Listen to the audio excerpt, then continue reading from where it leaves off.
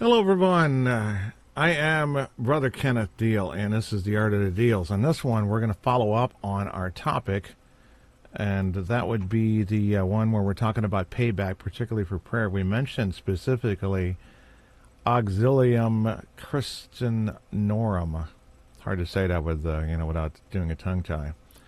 And it's called Cautions Dash Demonic Payback.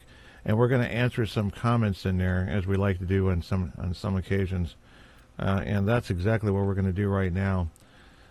So we'll address some of the ones in here more specifically.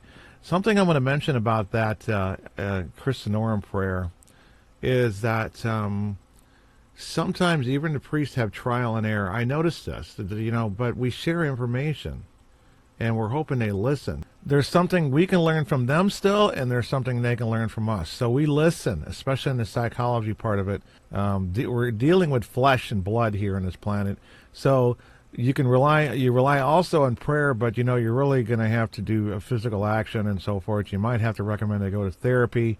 So it gets a little complicated. And this, I mean, Father Chad said that he was getting hit by hardships and misfortunes.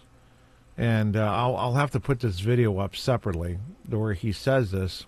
But he made a statement basically saying that he was getting, hit with his finances. And, basically we were talking about hardships through finances or things breaking down. It costs you money. And even, of course, getting ill can do that. But I'm not hearing the priests are getting ill so much that maybe kidney stones or something. And then he said that he came up with a prayer. I went through that same process, but I ended up using something that was more like a breaking curses prayers. Father Chad adds in there some claim rights, power, and authority. Mine has, I seal myself, my family, which is good. Still, it's the same thing, and I basically got the same results from trial and error. Luckily, not too much trial and error. This will happen when you run into your first severe case. If you didn't know what to do then, you're going to get plenty of time to try it if you continue to do the work, in or outside the church. It doesn't matter. One thing Father basically says in this video, he says, I pretty much have to say it every day. So he says he drafted a prayer, and he pretty much has to say it on a daily level. I've been saying this to people for a long time. I said that even if you don't have a case or you don't expect to have a case for a while, you still have to say it because they're waiting there with their watch saying, okay. Hey, he hasn't done it for 3 days. Let's go in, boys. They don't forget.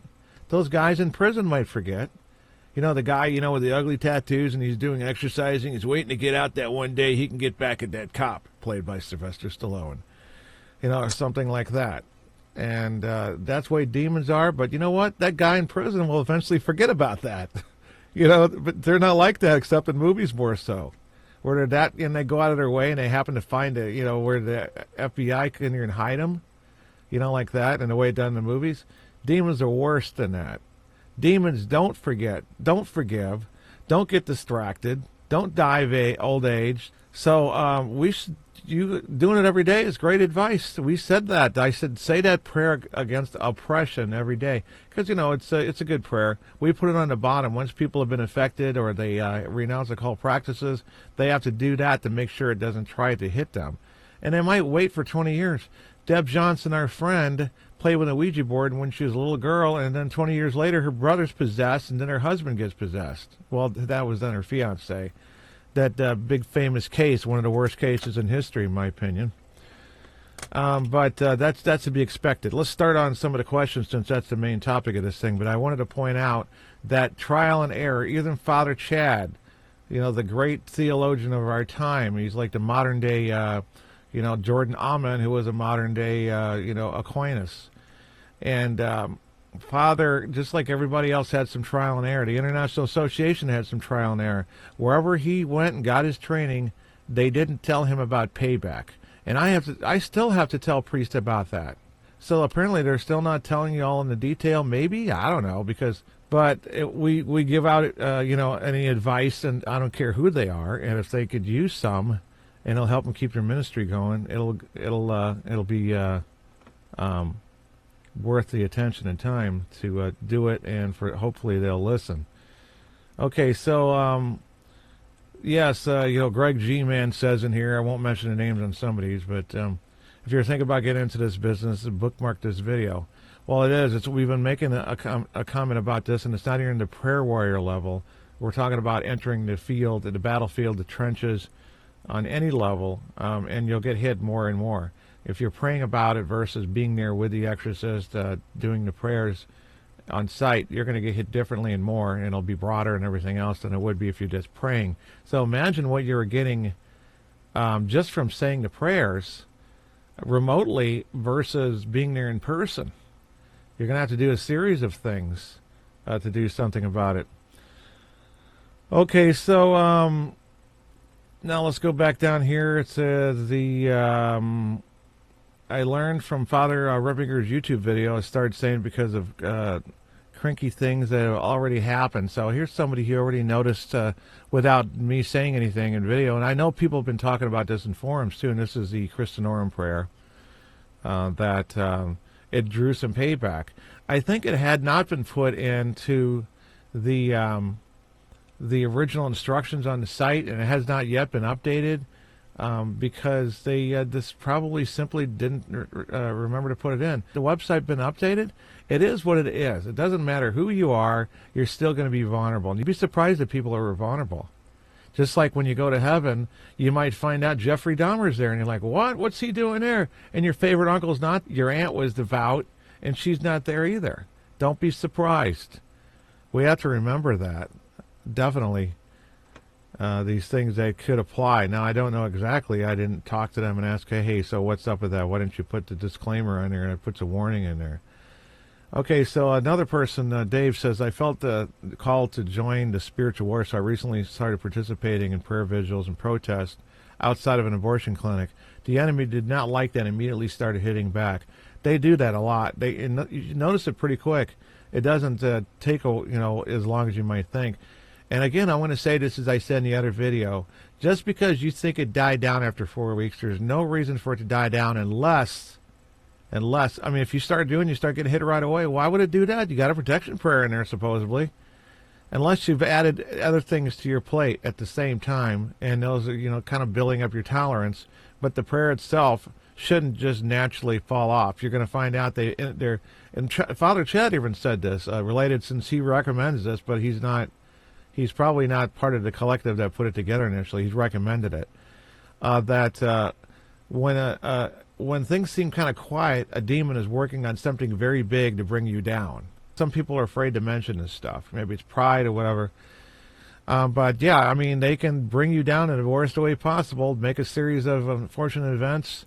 Can you imagine how much, like if someone made a mistake at your bank and it goes undetected? How much that can hold over on your financial. It can take like 40 days to get something removed off your bank account or replaced. And the devil can work through that, and it's a higher level. And it does vary by rank. If like you basically upset a higher ranking spirit who's manifested at a higher level, because they're not all going to be here by default. I'm a higher ranking spirit, so I can do X, Y, and Z. But the other one can't, because he's just small like a dog. No, it doesn't work that way. Whoever manifested it basically through their actions, words, or whatever, their presence, thoughts, who knows to what degree, they aren't full level when they arrive here. God doesn't let them just reign and, come in here and now they're full level like in the movies, fully seen and everything. They get power over time from the person basically that lured them here, for one, by their actions, their sins and so forth.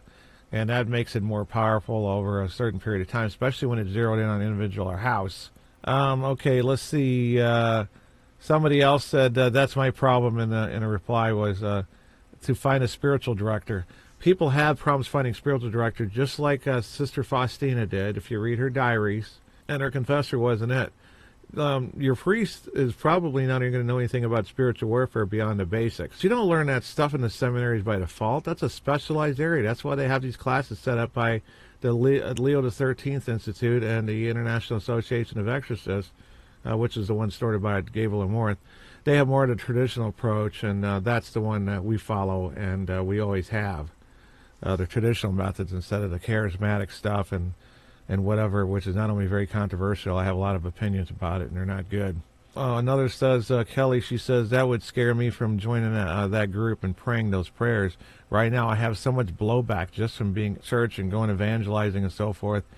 Sometimes people confuse what would be, like oppression. Like, just because you're laying in bed at night and you're being, oppressed with thoughts like, yes, life is horrible, why don't you take a life? That's not payback. That they are able to do that is the only reason they're doing. You've entertained a thought, etc. I noticed that the other denominations do this kind of thing too. They confuse like possessions with addictions, like "Be gone, you demons of smoking and that kind of stuff. Be gone, demons of addiction." No, that's quit confusing exorcisms out there. When people have said, "Oh, I guess I got hit," no, you didn't. Okay, there's a deacon who actually attended his first exorcism when he volunteered with the office, but he reported that his office equipment was going on, his computer. It was just in a matter of 3 days. He went out, and then he found that the coil spring on the front of his SUV or whatever it was had broke, and it broke to the point where it had a sharp edge, and then the front end dropped down and it punctured the tire. His dishwasher went out, and a couple other things. That was all in 3 days. So I had to go, and I said, "Did you do breaking curses prayers for 3 days?" We do that because it's like breaking a curse, and it works. Breaking curses prayers. Well, one of his now deceased, priest, he says that maybe you should sprinkle holy water in your clothes so you don't end up bringing your home and throw in the washer. I'm not really sure if that one's really. I'd never heard that one before. I mean, in really bad cases, you might get that. Blessing yourself should be enough. You don't really have to wash your clothes. And okay, so some of the other things was, basically along these same lines, but I think that was probably the most important things I want to mention. Yes, is very real, and yes, you'd be surprised who it will happen to. Yes, if you can't get a spiritual director and you haven't prayed a while to find out that you're entering the battle by being a prayer warrior, you are still entering the battle, and you may still get hardships and misfortunes.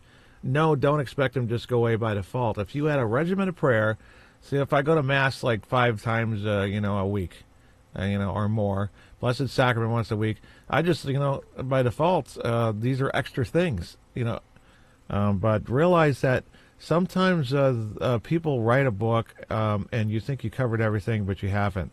If you write about a particular topic, such as I do in these videos, and I tell people that I don't have everything in here, that I write about the topic, and then I realize at the end, oh, shoot, I should have mentioned that. Everything's not going to be in there. So the fact that they hadn't warned people about this, the Christianorum website or whatever, just means that they haven't thought about it yet. Or maybe they're not aware of it because people are embarrassed. Well, I don't want them to think I'm vulnerable, so they'll just kick me out of the group. But I really like doing this. Well, they're going to be stupid about that, and they're not going to tell people. They're supposed to tell their spiritual director. You talk to somebody who knows what they're talking about so that they can warn you, say, you need to quit. Okay, everybody, God bless, and we'll see you next time on The Art of the Deals, or rather, you'll see me. Good night. Good night. Good night. Good night. Good night. Good night.